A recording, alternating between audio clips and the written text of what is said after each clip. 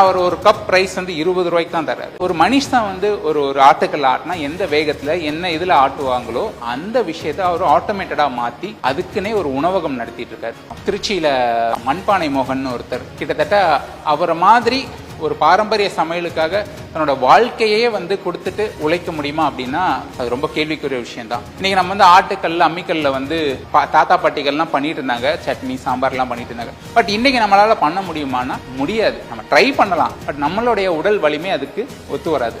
இதை வந்து பேசிக்கா ரிசர்ச் பண்ணணும்னு நினைச்ச அவர் வந்து இதெல்லாம் வந்து ஒரு மனுஷன் வந்து ஒரு ஆட்டுக்கல் ஆட்டினா எந்த வேகத்துல என்ன இதுல ஆட்டுவாங்களோ அந்த விஷயத்த அவர் ஆட்டோமேட்டடா மாத்தி அதுக்குன்னே ஒரு உணவகம் நடத்திட்டு இருக்காரு. அவரே பயிர் விளைவிச்சு அந்த ஆர்கானிக்கா அது கொண்டு வந்து அவருடைய சமையல்ல எந்தவித சத்து குறைபாடுகளும் ஏற்படாம அந்த உணவு கொடுத்துட்டு இருக்காரு. அதுக்காக கிட்டத்தட்ட ஒரு 15 வருஷத்துக்கு மேல அதுல ஒர்க் பண்ணியிருக்காரு. ஆனா அவர் ஒரு கப் பிரைஸ் வந்து 20 ரூபாய்க்கு தான் தர்றாரு. நல்ல உணவை பண்றதுக்காக நிறைய டைம் நிறைய பேர் செலவு பண்றதுக்கு ரெடியா இருக்காங்க. பட் அத இன்னைக்கு என்னன்னா நல்ல உணவை தாண்டி கண்ணுக்கு அட்ராக்டிவான ஒரு உணவு தான் நமக்கு தேவைன்னு நினைச்சு நம்ம போறோம். ஸோ நம்மளால முடிஞ்ச அளவுக்கு இந்த மாதிரி உணவுகளை பதிவு செய்யற மக்களை நோக்கி பயணிப்போம் அப்படின்னு முடிவு பண்ணோம். ஸோ அப்படிதான் கமர்கட் ஸ்ரீன்னு ஒருத்தரை பத்தி பதிவு பண்ணோம்.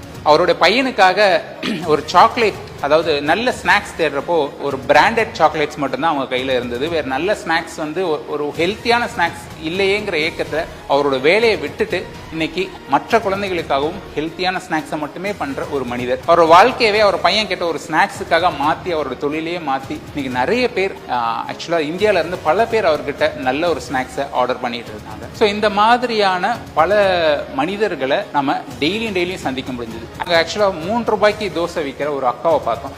அது ஒரு கிராமம், ஆக்சுவலா திருவண்ணாமலையிலிருந்து ஒரு கொஞ்சம் தூரத்துல வந்து ஒரு கிராமம். 3 ரூபாய் தோசை. இப்ப நீங்க அதுக்கு முட்டை தோசை போடணும் அப்படின்னா நீங்க கொண்டு போய் முட்டை கொடுத்தா அவங்க ஃப்ரீயாவே அந்த முட்டை தோசையை ஊட்டி கொடுத்துருவாங்க. சப்போஸ் அவங்களே ஒரு எக் வாங்கி ஒரு முட்டை தோசை போட்டு கொடுக்குறாங்க அப்படின்னா அந்த முட்டை அன்னைக்கு என்ன விலையோ 3 ரூபாய்னா 3 ரூபாய் பிளஸ் அந்த தோசைக்கான 3 ரூபாய், அவ்வளவுதான். அதுல ஒரு பைசா கூட ஏங்க உங்களுக்கு, நீங்க வறுமையில இருக்கீங்க, உங்களுக்கு அதுல இருந்து ஒரு 1 ரூபாய் லாபம் வேண்டாமா அப்படின்னு கேட்டோம். இல்ல, எனக்கு வந்து ஏன் தோசைக்கான விலை கிடைச்சா போதும் அப்படிங்கிற மனநிலையில நிறைய பேர் இன்னைக்கு வாழ்ந்துட்டு இருக்காங்க. அவங்க தான் இன்னைக்கு வந்து கஷ்டப்படுற சிரமப்படுற பல மக்களுக்கு நல்ல உணவு கொடுக்கறதுக்கான வேலைகளை அவங்க பார்த்துட்டு இருக்காங்க. இன்னைக்கு வந்து 500 ரூபாய் 600 ரூபாய் 1000 ரூபாய் வரைக்கும் கூட உணவு இருக்கு. கஷ்டப்படுற மக்களுக்கு நல்ல உணவை கொடுக்கறதுக்கு போராடுற பல மனிதர்கள், அன்சங் ஹீரோஸ் சொல்ற பல மனிதர்கள் இன்னைக்கு இருந்துட்டு தான் இருக்காங்க. ஸோ அவங்கள நோக்கிய பயணம் தான் இந்த மெட்ராஸ் ஸ்ட்ரீட் ஃபுட். ஜென்ரலா ஒரு சேனல் அப்படின்னு நம்ம எடுத்துக்கிட்டாலே எவ்வளோ வீடியோஸ் போடலாம், எவ்வளோ நம்பர் ஆஃப் வீடியோஸ் போடலான்னு யோசிக்கிறது அப்படிங்கிற பாயிண்ட் ஆஃப் வியூ தாண்டி நாங்கள் வந்து